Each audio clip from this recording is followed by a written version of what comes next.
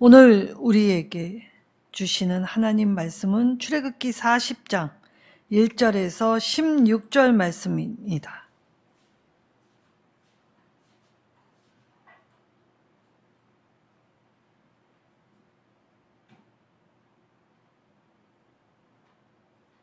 출애굽기 40장 1절에서 16절 말씀 한 절씩 교독하도록 하겠습니다. 여호와께서 모세에게 말씀하여 이르시되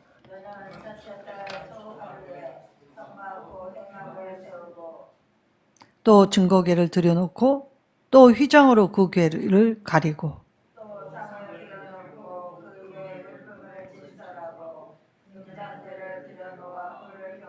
또 금 향단을 증거궤 앞에 두고 성막문에 휘장을 달고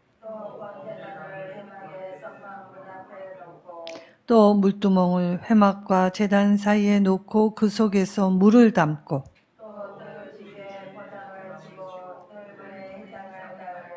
또 관유를 가져다가 성막과 그 안에 있는 모든 것에 발라 그것과 그 모든 기구를 거룩하게 하라. 그것이 거룩하리라.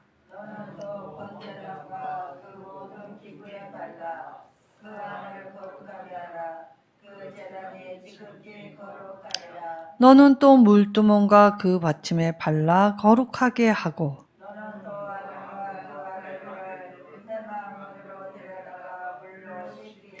아론에게 거룩한 옷을 입히고 그에게 기름을 부어 거룩하게 하여 그가 내게 제사장 직분을 행하게 하라.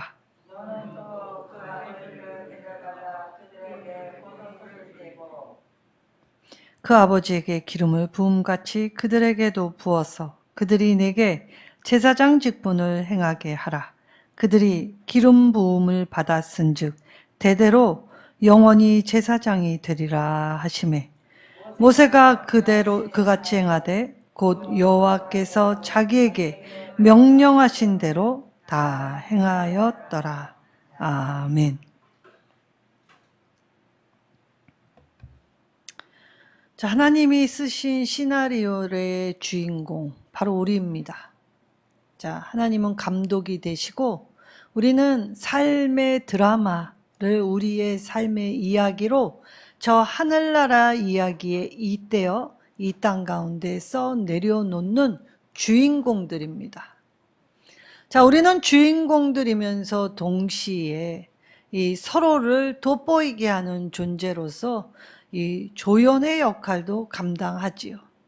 그래서 주연과 조연이 함께 빛나는 나라, 하나님이 감독하신 그 나라, 하나님 나라입니다.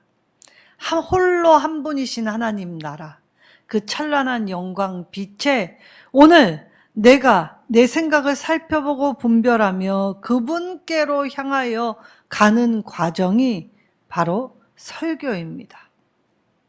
자, 설교는 말씀의 깊으신 뜻을 풀이하고 또 그 뜻대로 이렇게 살아야 하는구나 결단하게 하지요. 설교를 들으면서 내 자신을 돌아보는 시간을 갖게 됩니다. 그리고 내 삶에 굳어진 생각들을 이제 이 하나님의 말씀의 기경함으로 부드럽게 만들 수 있게 하지요. 자, 이때에 이 믿음의 조상들은 항상 하나님 앞에 연단을 받았습니다. 왜냐하면 하나님의 제사장으로 부르기 위해 모든 내 삶의 쓴뿌리 불순물들을 제거해야 했기 때문이지요. 자, 이때 하나님의 인도하심과 지시가 매일매일 나리는 곳 광야였습니다. 자, 많고 많은 사람 중에 하필 왜 이스라엘 민족이었을까? 많고 많은 나라들 중에 왜 가나안이었을까? 우리는 늘 그러한 질문들을 하지요. 그런데 우리가 성경에서 우리에게 그닥 중요하게 말씀하시지 않는 것을 관심 둘 필요는 없습니다. 자, 하나님은 이들을 모두 광야로 이끄셨습니다. 자, 이 광야, 매일매일 하나님이 어떻게 살아야 할까 근심 걱정이 없게 하셨지요. 왜냐? 이 광야는 하나님의 인도가 있었기 때문입니다. 인도뿐만이 아니라 보호하심도 있었지요. 자, 그래서 광야에서 하나님의 인도함을 받게 될 때에 내가 걷는 이 길이 바로 생명의 길, 진리의 길이 되게 하셨다는 것입니다. 바로 하나님께로 향하여 가는 길, 그 생명과 진리, 그곳에 이 사람들의 삶의 이야기들이 녹아져 있고 그 삶의 이야기들 속에는 어려운 난관을 극복한 사람들의 이야기도 있고, 그리고 그들과 함께 하시는 하나님이 어떠한 분이신가를 고백하며 찬양하며 노래하는 사람도 있었습니다. 자, 그러나 불평불만했던 사람들도 있지요. 삶은 참으로 녹록지 않습니다. 어렵고 힘들기 마련이지요. 이때 주님은 참으로 희한한 말씀하시지 않습니까? 십자가를 기쁘게 지고 가라고 하셨습니다. 십자가를 기쁘게 지고 갈 때 하나님이 살아계셔서 어떻게 이끄시는지를 제대로 볼 수 있게 되기 때문이죠. 그래서 십자가는 회피해야 할 무언가가 아니라 바로 내가 감당해야 할 복이자 은혜입니다. 자, 그래서 광야로 인도하셨습니다. 그래서 하나님이 이 인도하심과 지시가 날마다 날이었지요. 자, 이때에 이 광야 수고로움이 없었습니다. 이 노예 생활을 하던, 농사 일을 하였던, 상업 일을 하였던, 무슨 일을 하였던 여기에는 인간의 수고와 노력이 필요가 없지요. 씨 뿌린다고 하여 거둘 수 있는 곳도 아닙니다. 나올 때부터 은금 보물이 다 가지고 나왔어도 이 광야에서 마땅히 매매하거나 이 바꾸어 먹을 수 있는 것이 아무것도 없는 곳, 바로 여기. 이 사람이 꿈꾸던 하나님 나라가 고작 이러한 곳이냐라고 얘기할 때 이 광야에는 하나님이 꿈꾸는 나라를 걸어가기 위한 과정일 뿐 거기가 종착지는 아님을 명심해야 합니다. 자, 그럼 하나님은 이 광야에서 무엇을 알길 원하셨을까요? 우리는 늘 조금의 힘을 가지면 그 힘의 서열을 만듭니다. 그리고 그 서열로 말미암아 이 불협화음, 그리고 이 차별, 억압, 착취 당연히 따라오는 그 모습으로 살아가게 되죠. 근데 광야는 모두를 평준화시키는 곳이 광야입니다. 여긴 부자도 없고 가난한 사람도 없고, 여기는 이 권세를 누릴 만한 직분도 없고, 그리고 이 농사일로 수고할 때 씨를 뿌릴 필요도 아무것도 없는 곳. 그러나 바로 여기에 사람을 평준화시켜 주셨기 때문에 강자와 약자가 없는 곳. 그래서 이곳엔 싸움이 없습니다. 자, 그리고 이 하나님을 믿고 따르고 신뢰해야만 갈 수 있는 길이지요.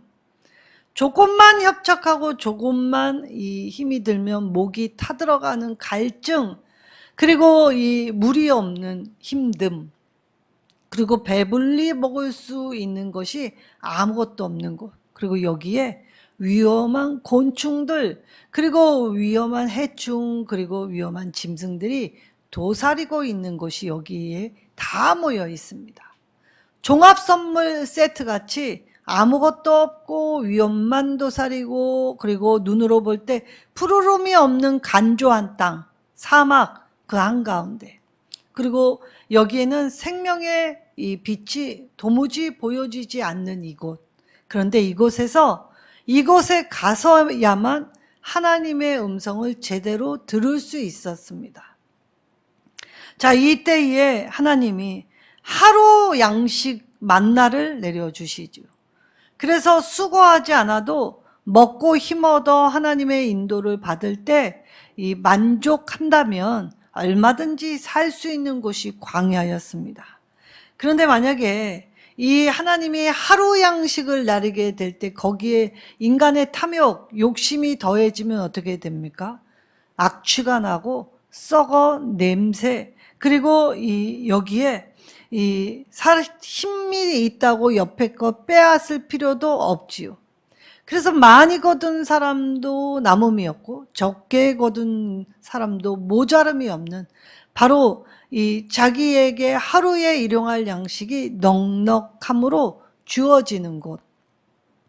그래서 이곳에서는 오로지 왕 대신 하나님만 고백하고 하나님과 함께하며 하나님의 살아계심을 깨달을 때 내가 가는 이 길은 진리길, 생명의 길로 인도함을 받아 약속의 땅 가나안까지 갈 때까지 하나님이 이들과 함께 하시지요. 자, 오늘 출애굽하고 나서 1년쯤 되었을 때에 하나님의 이 성막이 지어지게 됩니다. 자, 이들이 오늘 출애굽기 40장은 출애굽기의 결론장이라고 해도 과언이 아니죠.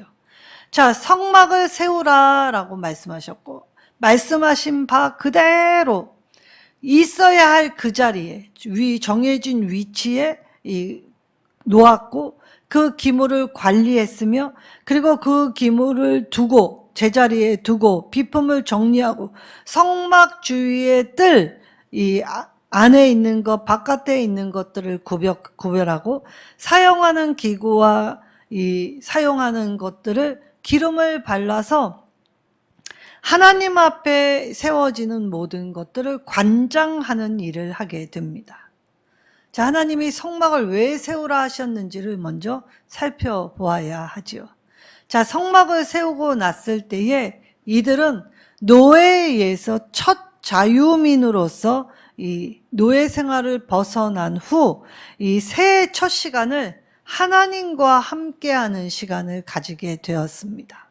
이제야 비로소 내 백성을 보내라. 내 백성이 사흘길쯤 가서 나에게 예배하려 하노라 라고 할 때에, 땅이 사흘길 가면 오히려 불편하고 힘든데 여기 이집트에 내가 편리함으로 주겠다라고 해도 하나님이 가라 하시는 그곳에서 예배 드려야 합니다. 바로 이 정신입니다. 하나님이 정해주신 그 한 곳으로 나아가야 하죠.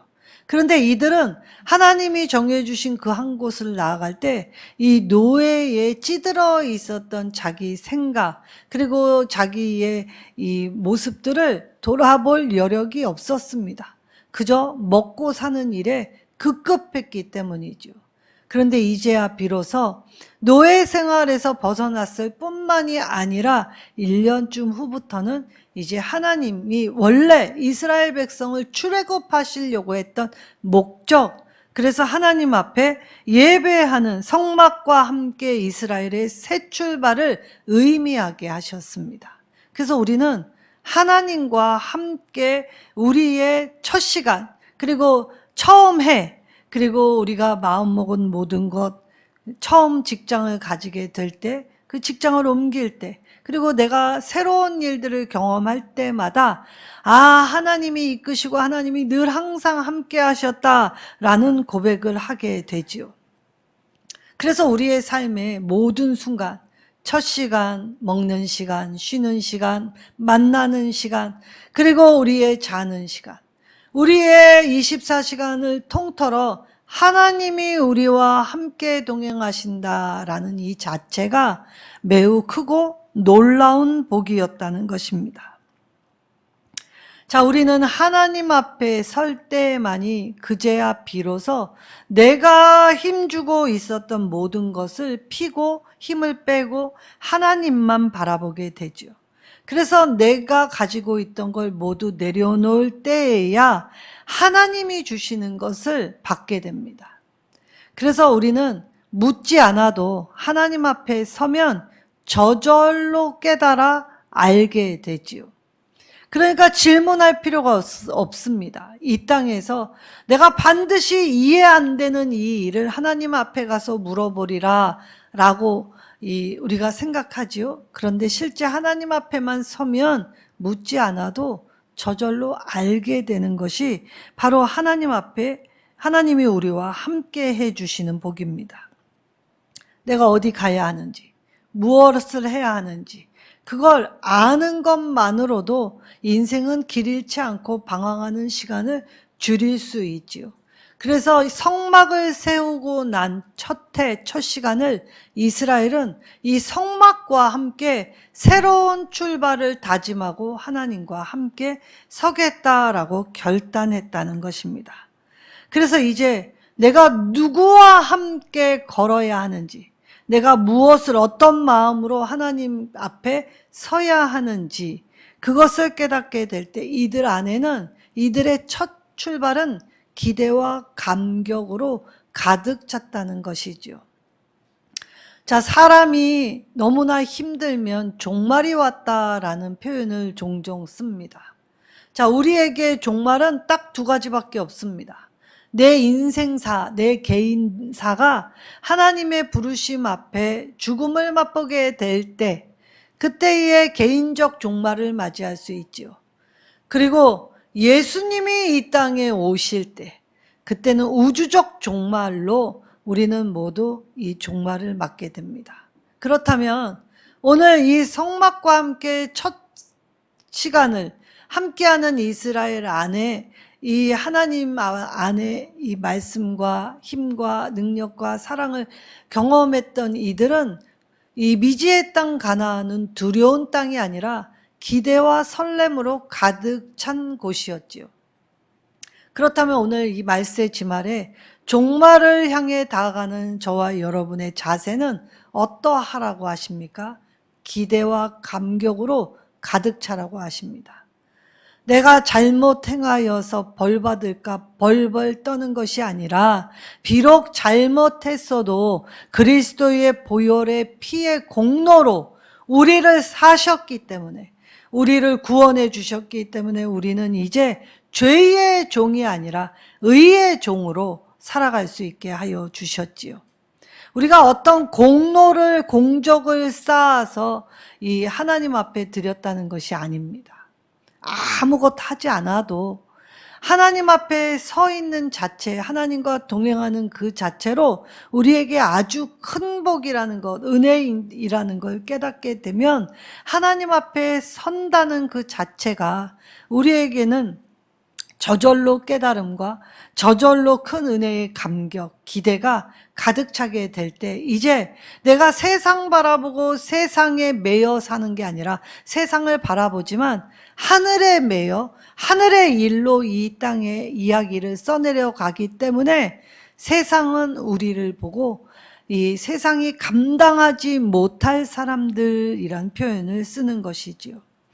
그래서 우리가 이 영혼의 떨림, 하나님 크신 위대하신 놀라우신 그 이름, 예수의 이름을 부르며 우리가 하나님 앞에 기대와 감격으로 예배할 때에 하나님은 우리의 삶 속에서 하나님의 살아계심을 경험시켜 주신다는 것입니다. 두 번째, 이 성막과 함께 자신의 삶을 돌아보고 그 자리를 정돈하고 유지하라고 하셨습니다. 오늘 이 제일 먼저 들여놓은 성소의 기구는 바로 언약궤였습니다. 먼저 언약궤를 들여놓고 그 앞에 휘장을 치지요. 그리고 성소에 세 가지의 이 기물들을 놓게 됩니다. 이때 임의로 하지 않습니다. 하나님이 정해 주신 대로 행하지요. 그래서 있어야 할 그 자리에 이 세 가지의 기물들이 딱딱 정렬되어 놓여 있습니다. 이때 세 가지밖에 안 되는 이 기물들의 이 역할을 이 제사장들은 하나도 소홀히 하면 안 됐지요. 자, 떡상 7일 동안 그 떡상에 두 줄로 6개씩 정렬시켜 놓아야 하지요. 그리고 나서 이 등잔대의 불빛은 꺼트리면 안 됩니다. 그러니 항상 깨끗한 기름을 준비해서 이 기름이 줄고 난 후 이 기름을 채워야 했습니다. 그리고 분향단의 분향기는 늘 항상 피워져 있어야 했지요. 그래서 제사장들은 그 성소의 기물들이 제 위치에서 이 정리정돈하게 하여 하나님 앞에서 한치의 오차 없이, 그래서 하나님이 말씀하시는 바대로 행했다는 것입니다. 이때에 물건이나 사람이나 관유를 발라 구별하였다라고 합니다. 하나님께 성별된 건 사람뿐만이 아니라 물건, 그래서 하나님 앞에 예배할 때는 하찮은 것이라 할지라도 함부로 대할 수 없는 것이지요. 자, 하나님의 이 기름 부었다라는 표현은 어떤 것을 의미하는지 보면, 하나님을 섬기는 데 유용한, 그리고 반드시 필요한, 그리고 하나님께 섬기는 데 정당하게 구별하는 이 은혜와 능력이 바로 이 기름 바름에 있습니다. 두 번째로, 이 기름을 바르는 직분은 왕과 제사장과 선지자들이었지요. 왕과 제사장, 선지자들은 이 기름을 발랐는데 머리부터 발끝까지 붓게 되어 있습니다. 자, 그것은 무엇을 의미합니까? 일반 백성들로 하여금 이 사람이 하나님의 일을 하도록 부르심을 받았고 그 일을 감당할 수 있게 하나님이 기름을 바르셨다, 인정하셨다라는 뜻입니다. 그래서 저와 여러분도 늘 이 성령의 충만을 간구하며 성령의 이 성별됨 은혜로 거룩에 참여할 수 있게 하셨지요. 그리고 이 성령의 기름 부음으로써 하나님의 능력이 입혀진다라고 생각했습니다. 사울과 다윗에게도 기름을 붓고 난 후에 어떠한 일이 일어났습니까? 여호와의 신이 그에게 임했다라는 말씀이 이 곳곳에 있게 됩니다. 그래서 기름을 바른다, 부은다라는 의미는 하나님의 능력을 힘입어 거룩히 구별된 태도와 자세를 갖추고, 그리고 하나님을 섬기는 데에 애쓰며 헌신하고 구별할, 그래서 옳은 행실로, 그리고 섬김의 본이 될 수 있도록 하셨다는 것이죠. 그리고 이 기름 부음 받음이 있어야만 장차 오실 예수님과 연관될 때 구원의 약속을 온전히 이루어 주실 수 있는 것입니다. 그리하여 오늘 이스라엘은 이제 노예에서 첫 자유민으로서 시작한 행위는 하나님과 함께 서는 일이었지요. 그래서 하나님 성막과 함께 자신의 삶의 이 일부를 드리는 것이 아니라 삶을 모두 드려야 했던 것입니다. 자, 삶 속에는 각자에게 주어진 역할이 있습니다. 남편은 남편의 역할, 아내는 아내의 역할, 자녀와 형제와 자매와 친구들 모두가 각자가 주어진 역할이 있지요. 더욱이 교회 안에서는 하나님의 일을 할 수 있도록 각자에게 직분으로 이 역할을 주셨습니다. 자, 이때 이 성전 봉헌으로 기름 부음으로 구별시켜 주시면서 직분을 행할 수 있게 하셨다는 것이지요. 자, 직분은 높아짐이 절대 아닙니다.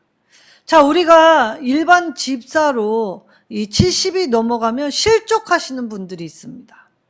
그래도 내 나이가 있는데 권사라고 좀 불림받아야 되는 거 아닌가? 자, 내가 헌신하고 노력했는데 이제 좀 장로로 되어야 되는 거 아닌가? 근데 예수님 뭐라고 하셨습니까? 많이 받은 자에게는 많이 달라 할 것이요, 적게 받은 자에게는 적게 달라고 할 것이다 라고 하셨습니다. 직분은 그만큼 일하라고 주신 것이기에 이 10달란트, 5달란트, 1달란트 맡은 자처럼 오늘 내가 높아지는 이 권력욕이 아니라 낮아져서 섬기는 직분이었기 때문에 내가 이 직분을 받게 되면 내 뜻으로 내 의지로 꺾어서 내가 할 만큼 했노라고 판단하거나, 그리고 내가 과거 한때 오래전에 했기 때문에 지금은 젊은 사람들에게 줘야 한다 핑계해서는 안 됩니다. 생명 주셨다면, 아직 내게 힘이 있다면 걸을 힘이 있고 움직일 힘이 있다면 하나님이 주시는 직분에 합당한 삶의 태도를 갖추어야 하지요. 사람은 건물보다 중요합니다. 하나님은 높이 세워진 건물 안에 계시는 분이 아닙니다. 성막은 겉에서 볼 때는 오히려 초라하게 보였지요. 성소로 들어와 본 사람만이 말씀에 빛난 은혜의 빛을 깨달을 수 있지, 겉에서 겉핥기로 슬쩍 본 사람은 이 성막은 오히려 세상의 눈으로는 초라하고 그리고 이쁘지 않은 모습이었습니다. 하나님은 바로 이 영적 능력을 담아 두셨지요. 세상은 외모로 사람을 평가하지만 하나님은 그 사람의 내면을 감찰하셔서 그 사람을 인정하십니다. 세상의 평가와 하나님의 인정은 전혀 다른 방식이라는 것입니다. 자, 이때 하나님의 사람들을 세워야 하지요. 교회에서, 가정에서, 그리고 나라의 민족 안에 늘 하나님의 사람들이 세워지는 것이 중요합니다. 이것을 통해서 하나님과 사람을 섬기게 하셨기 때문이지요. 그러나 이 일을 하기 위해 우리에게 사명, 사역이라는 것을 주실 때에 사실 이 사역을 이루어가는 과정에서 내가 하는 것이 아님을 깨달아야 합니다. 내가 잘나서, 내가 똑똑해서, 능력 많아서 쓰시는 것이 결코 아니시죠. 오늘 연약한 한 사람을 부르실 때에도 그 연약함을 가지고 하나님 앞에 나와야 했습니다. 그리고 연약한 우리 서로를 받들어 협력하여 선을 이루는 방식으로 하나님 나라를 넓혀 주셨지요. 그래서 우리가 사역, 사명을 다하게 될 때 무엇만 하면 되냐면 최선만 다하면 됩니다. 누군가 나에게 묻습니다. 최선입니까? 누군가 나에게 묻는데 내가 예, 최선입니다. 사실 말할 수 있는 사람 몇이나 되겠습니다.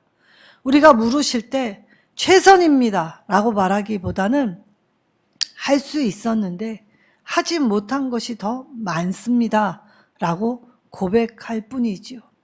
우리는 할 수 있었지만 할 수 있는 그걸 하지 않은 것이 더 많습니다.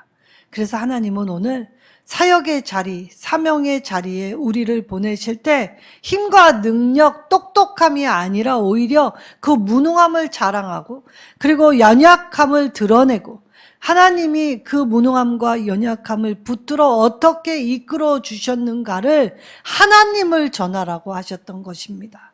근데 우리는 종종 착각하여 하나님이 주시는 능력을 받으면서 내가 하는 거라고 착각하죠. 우리가 더 낮아지고 더 연약함을 스스로 인정할 때에만 하나님의 하나님 되심을 내 영혼이 그것을 오롯이 받아들여 고백하고 증거할 수 있는 자가 됩니다. 자, 오늘 40장 성막을 하나님이 만들라 하신 그대로, 이르신 그대로, 말씀하신 대로 지어놓고 그리고 거기에 한치의 오차 없이 그리고 한치의 잘못 없이 똑바로 이 일을 감당하는 수많은 하나님의 사람들, 자기 자리를 지키어 그래서 이 일상의 삶과 성막에서 예배하는 삶이 합일일체될 수 있도록 서로 돕는 관계가 되었지요. 자, 이 성막 건축을 통해서 이스라엘이 이제 노예가 아닌 자유민으로서 이걸 완성했을 때에 이 새해 첫 시간을 하나님 앞에 이 의미와 이 뜻을 헤아려 알기 위해서 이들이 모이게 될 때 성막 건축의 과정을 통해 혼자는 불가능했다라는 걸 인지하게 하셨습니다. 그렇습니다. 교회는 잘난 한 사람으로 이루어지는 것이 아닙니다. 공산당이 아니지요. 어느 탁월한 리더십으로 세워지는 곳이 아니라는 것입니다. 교회는 모두가 힘을 합쳐서 모든 일을 질서에 따라 그리고 이 순서에 맞게 해야 한다라고 하지요. 그리고 우리 각자는 다 다름을 인정해야 합니다. 각자가 다 다르고 각자가 잘할 수 있는 영역이 모두 다르기 때문에 그것을 인정할 때, 그래서 서로를 받들어 세울 때 그것을 통해 하나님 나라의 일원으로 든든히 설 뿐만이 아니라 우리의 공동체가 빛을 발하고 나아갈 수 있게 되지요.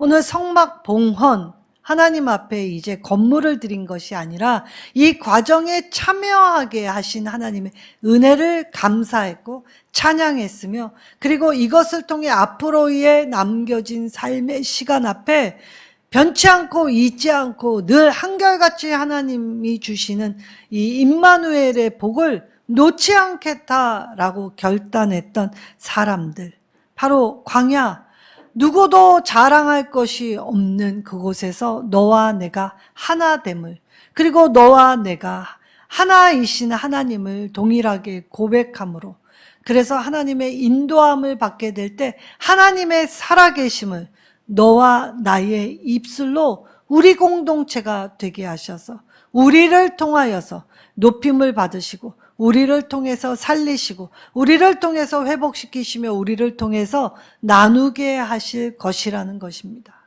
교회는 이런 곳이 되어야 합니다. 그래서 하나님과 하나됨을 추구해야 하지요.